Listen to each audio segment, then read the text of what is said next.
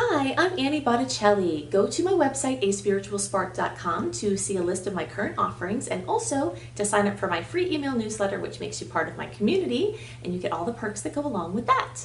Today I want to talk about Mercury retrograde. This is going to be a discussion about the general implications and the do's and don'ts of Mercury retrograde and the shadow periods before and afterward. So you can look to your current horoscopes to see what sign Mercury might be retrograde in and how it might affect specific signs, but this is a talk about the global ramifications of Mercury retrograde and the general do's and don'ts. But even though it's general, the information is powerful and you're definitely going to want to master this cycle because we experience this almost half of our lives.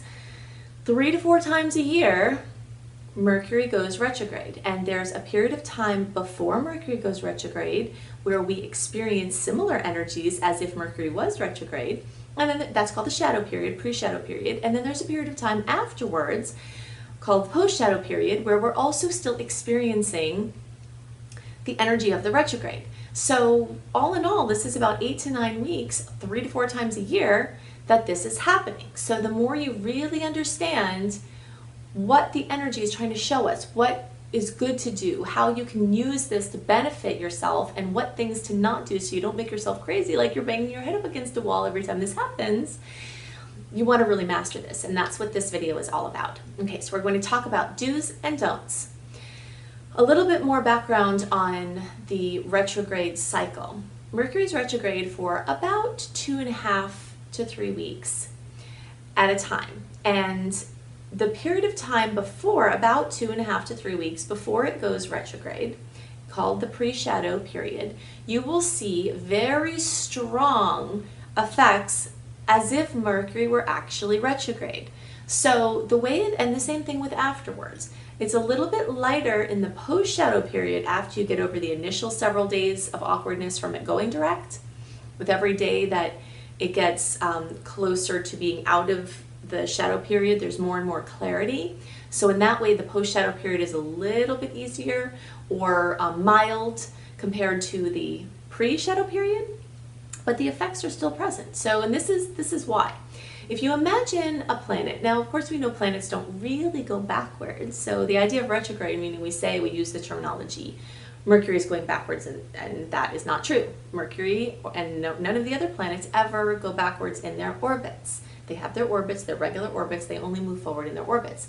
But everything in astrology is from our perspective. It's our perspective of how we see things in the sky affects how we experience things in our lives. So if you were to track a planet going retrograde in the sky, it would be looking like it was moving backwards in its orbit, even though it technically isn't. Okay, so that's what a retrograde is about. But if you imagine that you are going 60 miles an hour and you realize you have to make a U-turn, and so you start that process of slowing down from 60 miles an hour to 0 miles an hour to make that turn, that is like the energy of the pre-shadow period. You're not quite stalled out to turn around, but you're slowing down. It's awkward. You were flowing, things were flowing, you were moving quickly, everything is moving forward, and there's just this awkwardness, and that is what it's like in the pre-shadow period. Then the retrograde time is that time of just kind of turning around, and then the post-shadow period is about, now you have to pick up more speed from completely slowing down, and every minute that passes you get more and more back to your 60 mile an hour speed. So that's what a retrograde very much reminds me of in feeling. So there are certain things that it's not indicated to do during this time. Mercury rules communication and transportation. So when it's not at its full speed or there's awkwardness in its movement, making forward movements specifically on things involving communication, agreements, transportation is not indicated. So let's talk about some examples here. In general, on our list of do not do during Mercury retrograde is do not launch new things. If you have something brand new you're excited about, you have this great idea, you have your life's work that you want to present to the world, you've been working on a project, the Mercury retrograde is not the time to launch it for many reasons. It doesn't have the full steam of communication or expression. So what it is good to do during Mercury retrograde is to, anything with re, basically the rule of Mercury retrograde, and really all retrogrades, is to put the prefix re before, and pretty much any word that you can come up with. I'm sure there will be exceptions, but most words that you come up with reconsider, reassess, renegotiate, rest, R-E-S-T, rest, those are going to redo, rediscuss, whatever you can add re in front of is going to be what you want to do. You want to go back over things. You want to go over things from the past. All retrogrades also very much remind me of the earthworm. If you ever look at Ted Andrews' work, he talks about many things, but specifically he talks about animal energies and what the animals are teaching us. And the energy of the earthworm is going back over old ground to make very rich soil for the future crops. So the earthworm just goes back over the same soil, but it turns the soil into this very fine, rich, fertile soil. And that's what the energy of the retrograde really wants to bring in our lives, is this going back over things. So if you're not proactively going back over things, the universe will give you opportunities. And sometimes those opportunities that come up don't feel like opportunities because they're super annoying. But if you reframe it and you look at it like this is an opportunity to help me create fertile soil to plant the future crops of my life, to be more bountiful, then you can change your experience of Mercury retrograde. So it is indicated to go back over old projects. So you don't want to launch new projects, but you do want to work on or finish old projects. You want to breathe life into old ideas. You want to try things on. You want to play with things from the past. You want to dust off old ideas, old situations, and look at them again. Now, the universe is going to bring up any problems or patterns that are negative from the past. So you pretty much guaranteed, if you have someone you argue with things about, there's like, say, your partner or a business partner or a family member, that same old thing that seems to always come up is always going to come up during Mercury retrograde, because you have a chance to look at this again and do something different with it. That is the point. The point is that you have to suffer. It's not the point that you have to suffer every time this happens. The point is you look at it from a different angle. You do work on this particular pattern or issue, and then you bring it up to a higher state of resolution. Okay, so the summary there: don't launch new things. Do breathe life into old things, work on them, play with them.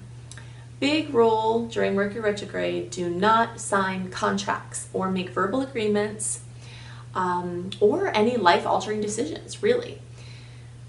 You don't have all the information when Mercury is retrograde. You're not sure, you're vacillating, even if you seem very, very solid in something at one moment, circumstances or your thoughts or something's going to bring you back to reconsider what you thought you were very staunchly solid on.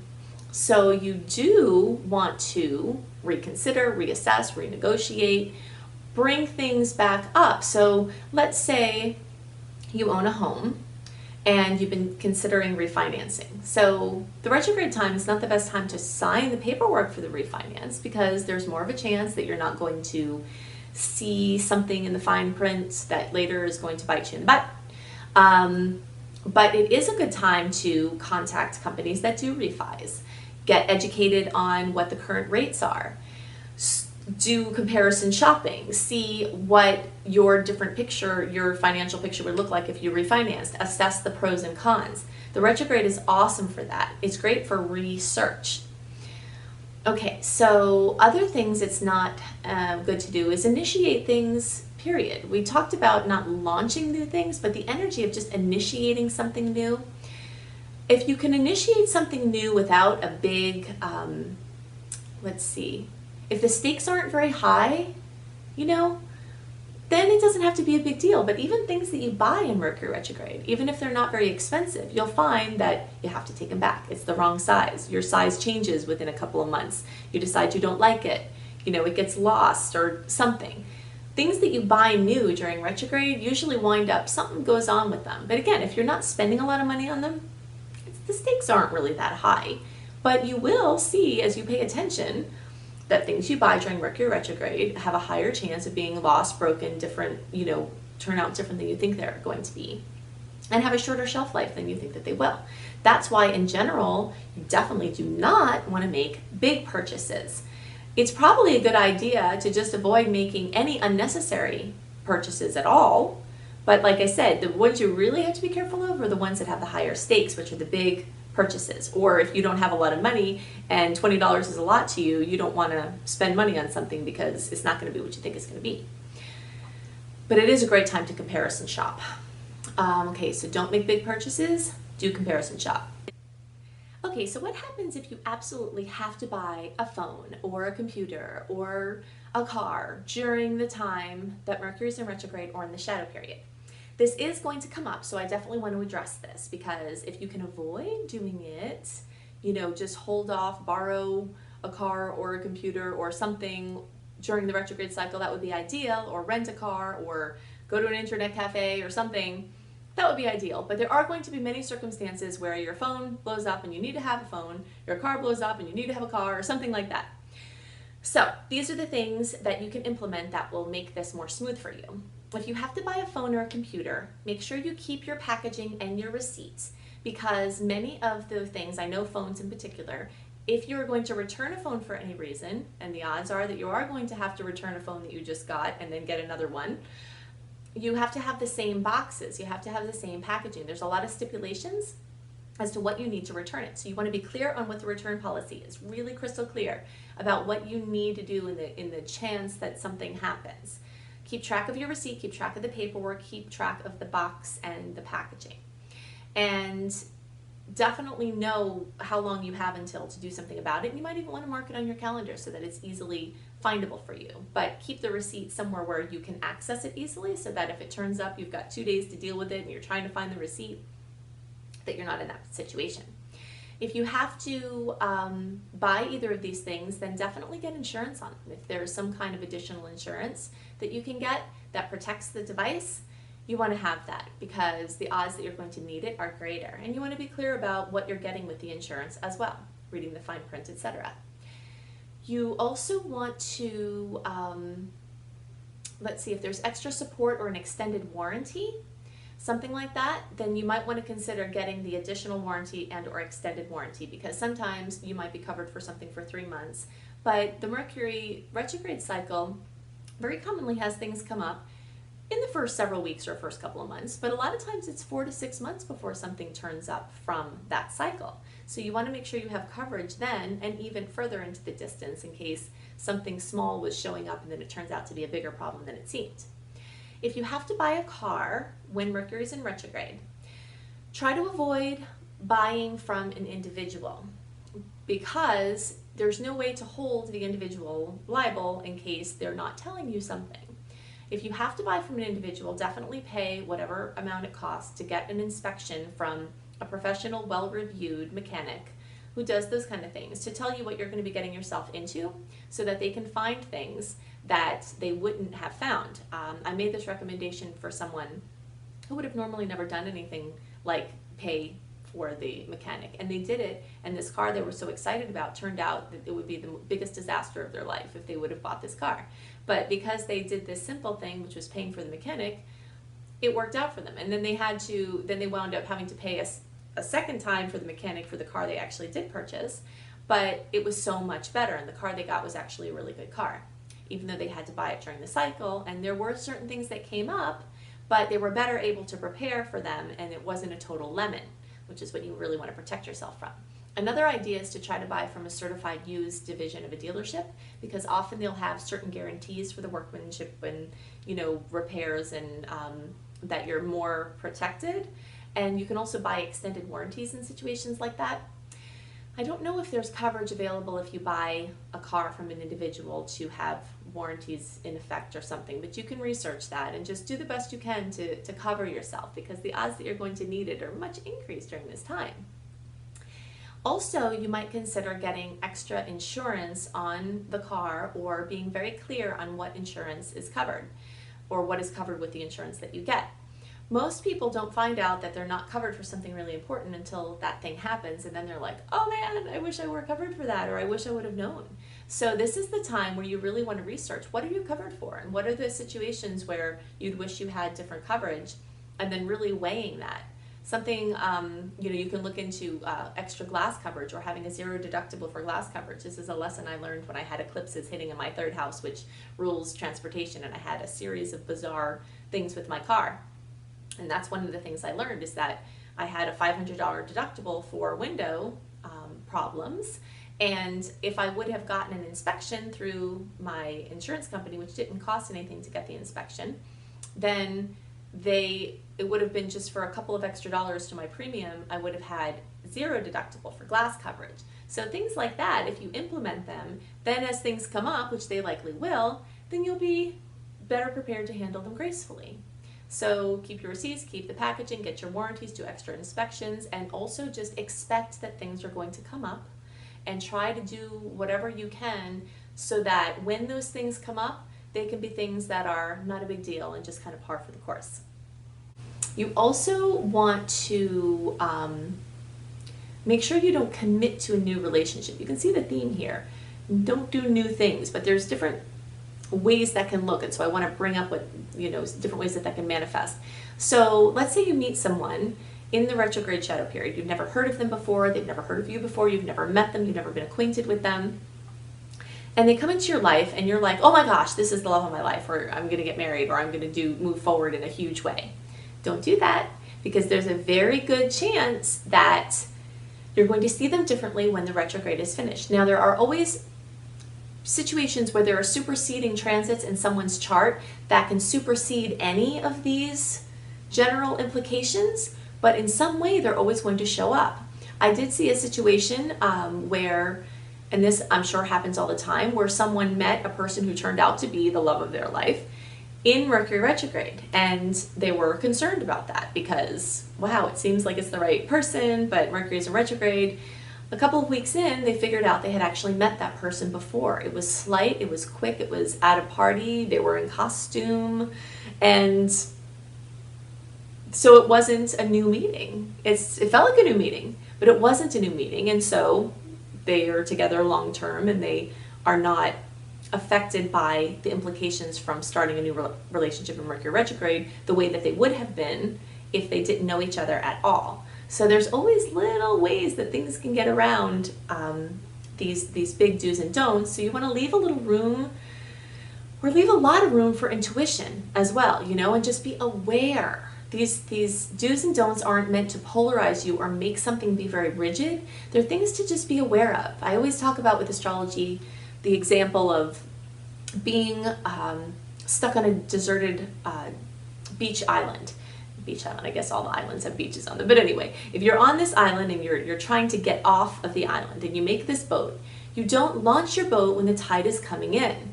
You're not going to get off the island that way. You're going to go right back to the island. You want to launch the boat when the tide is going out. And that is what using astrological awarenesses can really bring into your life. They're not be-all, end-alls. There are things that will absolutely show up, and the more you look for the relevance is going to be there. But leave a little bit of room around these things and just watch them for yourself. The more you watch for yourself and study them, the more you'll start to see how these different caveats will come up. Okay, so something it's important to not do is to be terrified and do nothing. People when they start to see the truth of how these energies manifest in their lives, sometimes you get paralyzed and say, oh, I don't want to do anything because I don't know what to do. Definitely don't do that. You have to live, you have to go on with your life, and there are so many things it's good to do.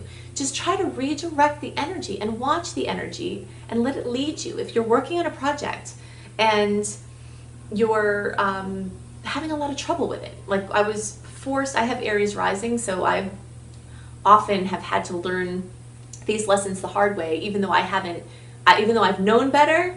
My Aries energy wants me to push forward anyway. It's very, forward moving. And so I remember this particular Mercury retrograde where I was writing a new book, and I was having all kinds of technological problems, and I was going to push through them, and I was going to get this done. And then eventually something happened, and my whole book got deleted. It completely disappeared.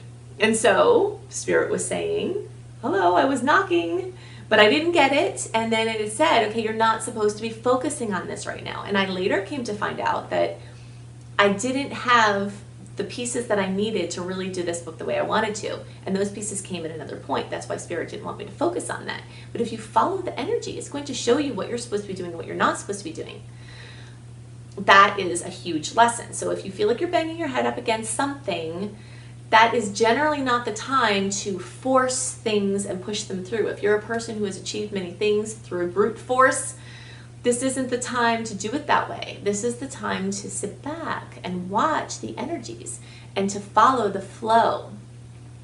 So there's a lot of examples like that. So you don't want to be afraid and do nothing. You just want to follow the energy. Now, some things that it's really great to do is to clean things out, to deal with clutter, to do house cleaning, to go through old files, to go back over old things. You know, basically that's the whole point. Some things to look out for when you do that: if there's certain very emotionally charged things that you might regret getting rid of, you might want to make piles of things to get rid of, things to consider getting rid of, and really just low-hanging fruit. I call them, like, just, you know, like recycling, or things that you're not going to make a huge mistake by getting rid of them in the retrograde, you know, that they're just kind of no-brainers.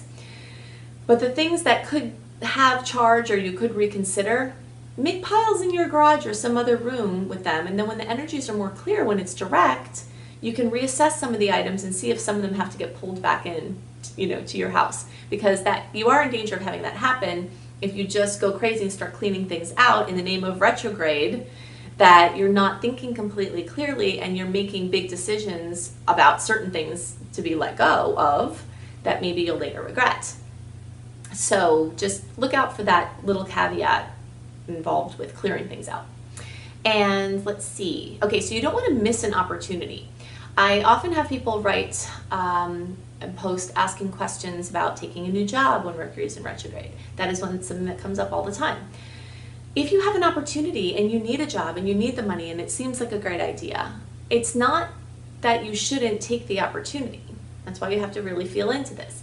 It's just take the opportunity knowing several things. The first is that if you are going to have to sign paperwork, try to put it off till it's direct, because certain things might not be included in what you're signing, and on further researching, you might want to change certain things or ask for certain things to be part of what you're agreeing to. It's the first thing. Second thing is you don't have the whole story, so it's likely not going to be what you think it's going to be. But that doesn't have to be bad. You could also start a job in Mercury retrograde, and then in 6 months you get promoted and you don't have that job anymore, but you're still working for the same company. So then you wouldn't have wanted to miss that opportunity, even though your job had a shorter shelf life than you thought it was going to. You know, there's things like that where it shows up, where it's not necessarily a bad thing. You just have to be aware. If you go into something thinking, this is my life's work, I'm going to do this, and this is it, this is all it, it's probably not going to be, because it's in Mercury retrograde. You know, so you just have to take that into consideration. So if it involves a huge move that's very stressful that you're kind of not sure about, those would be the things to maybe consider not taking. If things change, would you still be wanting to have made that decision? You know, so you have to kind of weigh those possibilities. If, again, like I said, it's a no-brainer, these certain things that are just no-brainers, like you don't have a job, you need a job, it's right by your house, there's not really any huge problem, or you're not sacrificing anything to really get the job, then take the job, you know? So the other thing that it's really not good to do is to make rigid plans. So for instance, let's say you teach classes, and this is a little bit of a tricksy one, that's why I'm bringing this up, because Mercury retrograde is an awesome time to study things, and it's an awesome time to take classes about something that you've been interested in. It's also a great time to teach classes. However, it often winds up different than you think it's going to be, and 20 people may register and 10 people may show up. The odds of that happening are higher when you teach a class when Mercury is in retrograde than if Mercury weren't retrograde, because people's circumstances change, they get new information that becomes relevant to whether they can attend the class or not.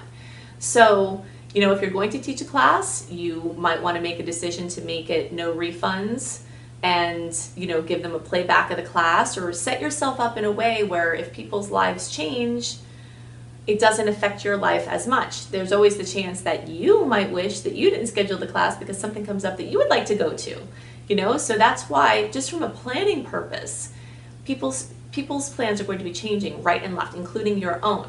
So when you're planning something, anything, a date, an appointment, you'll notice you definitely want to write in pencil in your planner. Hopefully you already do. But in that period of time, things are going to change constantly. People are going to break appointments. People are going to make new appointments. It's going to shuffle, shuffle, shuffle. So if you can just be flexible with your plans, then it doesn't matter. Then you can plan freely. You can plan fearlessly. And that's what we want to focus on. And so this brings me to the topic of travel plans. Very, very huge question. I have it happen all the time. Uh-oh, I'm planning a trip in Mercury retrograde. What do I do? Okay, so Mercury retrograde is actually a fantastic time to travel. Mercury rules traveling, and especially going back to some place that feels like home, or back to some place that you love, or back to some place that you lived before, that you visited before, revisiting something. It can be very much indicated. And a lot of people find that this opportunities come up in this way, and it's fine to take advantage of those things. Again, things to just be aware of is that if you're planning a trip for when Mercury's in retrograde, or, you know, within the shadows, or you're in the shadow or in Mercury retrograde planning a trip for when Mercury's not in retrograde, it still has the same effect. So I have had people write many times and say, Mercury's in retrograde, but I'm planning a trip for when Mercury's not in retrograde, so I'm okay, right? And it's not that you're not okay either way. You are okay either way, but you don't want to buy tickets that are non-refundable or that have a huge change fee, because the odds of you having your tickets, wanting to change your tickets or your trip altogether or your itinerary are really high. There's a really strong chance that something is different about the plans that you make. So just add some flexibility in there. If you have this 1 week in a year and you have to leave on this certain date, you have to get back on this certain day, it's not best to plan those trips, if you can help it, during Mercury retrograde because of the rigidity. If it really has to be rigid like that, the flow is very often going to have there be a snowstorm and you can't get back when you thought you were going to, or you missed your flight, or something like that is increased. Also, the chance of your luggage being lost is increased, so it's always better to not check baggage, but to take carry-ons when Mercury is in retrograde. Also, the chance for your gate changing at the last second and it being completely across the other side of the airport and down and up and around somewhere else, the odds of that happening are significantly increased during this retrograde time. And so you want to have your wits about you. You don't want to be on your phone or device just like passing the time, not paying attention, because it's going to make it more likely that you are running and hopefully making your flight. This happens all the time in general. It happens more when the retrogrades are happening. If you're taking a road trip and you have flexibility, awesome. That is wonderful. Some things to note. You want to make sure your car is in awesome working order. You want to get everything checked, double checked. If you have a hunch or a feeling about something, you have to follow through with that. You want to have all the things you might need for roadside assistance in gear in your car accessible. You want to have your insurance card accessible in case you need some assistance. The odds of something coming up are increased when you're on a trip. That's part of why the rigidity doesn't work, because if you have to be at a certain place at a certain time, you have this many hours to get there. The odds that it's going to take you this many hours is not going to happen. Last year I took a trip where I was driving across the country. I do this often. And I thought the trip was going to take 4 days, and the trip took like a couple of weeks. And it was awesome and it was fun.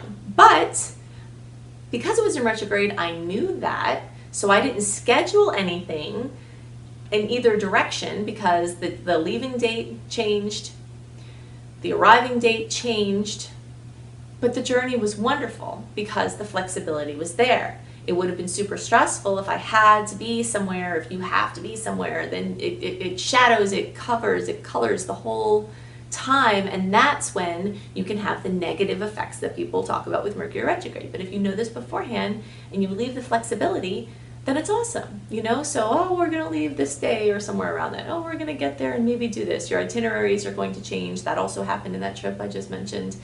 So Mercury retrograde is a magical time, and it has magical opportunities. And the more you do bring flexibility and awareness, the more you can go through these times and actually start to look forward to them. I've gotten to the point now where I actually start to look forward to Mercury retrograde, because I'm kind of on full throttle all the time, and many people are, where they're just kind of charging it all the time. And so now I know that you can't do that when Mercury's in retrograde. So I get to rest. And the more you rest when Mercury's in retrograde, then when you have your nice open pocket of launching time, when you get back into clear energy, then you have all this clarity and all this strength that can go behind the things that you push forward, instead of going crazy during that time and then trying to launch something and it being all disjointed. That energy doesn't feel good, and it doesn't manifest very well, and it's not graceful, and it seriously affects your quality of experience. That's the best thing about astrology, is that you can improve the quality of your life experience by understanding the natural rhythms that are at play. So I would love for you to go to my website, aspiritualspark.com, where you can see a list of my current offerings. Also, definitely sign up for my free email newsletter and become part of my community and get all kinds of perks, including a monthly write-up that I do, a written version of some things that are coming for the month ahead, so that you can have it in more of a tangible place to make your plans and understand the energies and have more grace in your life. And okay, so to get more information about the current and upcoming stars, go in another browser right now to AnnieHelpsYou.com. Scroll down just a bit and click on Unleash to get your free written star report. I do this monthly. I do this myself. It's not written by AI, so if you have a value to a human putting something together and you are in resonance with my perspectives, you can get your free report for each month there. I only send out 2 newsletters a month, so you will not get too much email from me, plus an occasional promo. If you want to see how the rest of the outer planets are going to be in your personal chart and exact dates for your personal chart for the outer planet transits, see my personalized video reports at AnnieBClarity.com, Annie the letter B, Clarity.com. Again, all of the content is made by me. And if you want to learn astrology, there will always be a place for humans with the practice of astrology. And if you want to connect with people that way and help them to guide them on their best path and help them understand themselves and others, by being an astrologer, go to beastropro.com, beastropro.com, to see my astrology certification course. I can teach you how to help other people with astrology and to earn money while you're doing it. And if you want my 2026 calendar to know when the open times, the retrograde times of this year, we have a very retrograde year, and you want to see all the details, when you go to AnnieHelpsYou.com, right next to the Unleash box, there's one that says Upgrade. That will help you access my secret star portal that has the earliest access to all of my content, plus how to understand your birth chart and my 2026 calendar. So you can check that out there at Upgrade at AnnieHelpsYou.com.